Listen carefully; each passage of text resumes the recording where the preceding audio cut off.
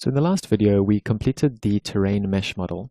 And in this video, we're going to be looking at how to extrude up the buildings that we created from the outlines that we drew in CAD. Now, we're going to be using Greeble for this process. There are several ways of doing it. You can either extrude it just as plain objects.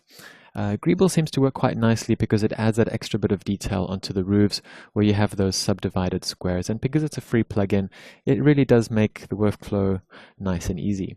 So the first thing we're going to do is we are going to select all of our objects. We're just going to ungroup it while we apply a new layer to it. So we're just going to add all that to the selected layer, hide it, and we're going to unhide our building layer.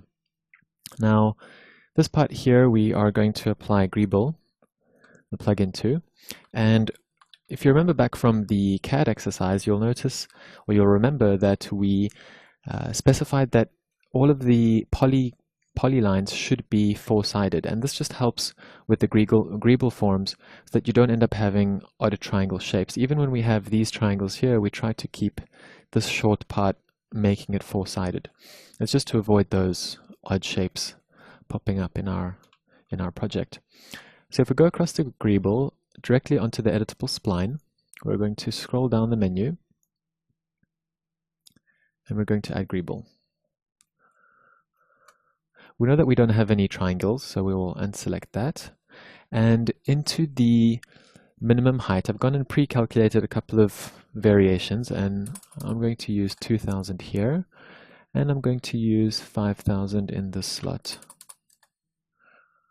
We can play with this a little bit later. We can adjust it to the height. We can measure it just to see how high it actually is, and we can then see whether we are happy with those settings.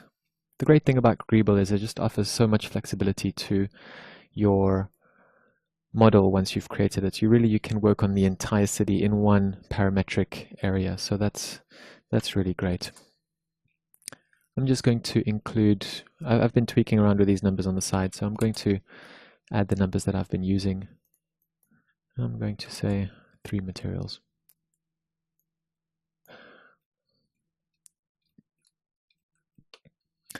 So what we need to do now is we need to go into V-Ray and we can reset these materials since we don't need to use the texture materials anymore. So we can reset that and we can create a new material for V-Ray.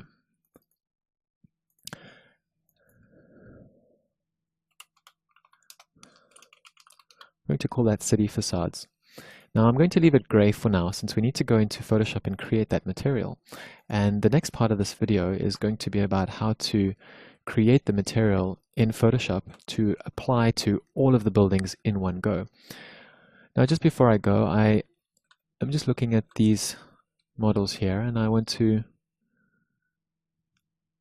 basically look at changing some of these parameters. Now you can go and edit that. I know that we don't need any taper, so we can right click on that spinner. We can increase the height if we need to. Increase the size there. I think this height here we need to increase. Let's make this height 1000. We can then come back later to see if we need to pull it up any higher. Again, this is not really science, this is more art where we're trying to get the impression of the city more than the real factual thing. Remember that the difference between the architectural style is that we're trying to convey the concept of a city. We're trying to recreate the bulk and the massing. We're not really going for realism here. Whereas if you were doing this for a game, you would want to get more facade detail. You want to get that feeling of what the city is really like. Though for architectural, we're just going to leave it this simple. I know that some architects, they really love to just leave their buildings very light and gray, maybe fade them out a little bit, but we're going to add the texture map just to add a little bit more detail and a bit more realism, one notch extra. So I'm going to pause the video here or at least finish the video, and the next video will be about the Photoshop creation of the facade texture that we will then come back to into 3D Max and then apply that texture. So what we've done in this short video is we've just applied the Greeble plugin, and we're now going to be looking at how to do the texturing in the next video.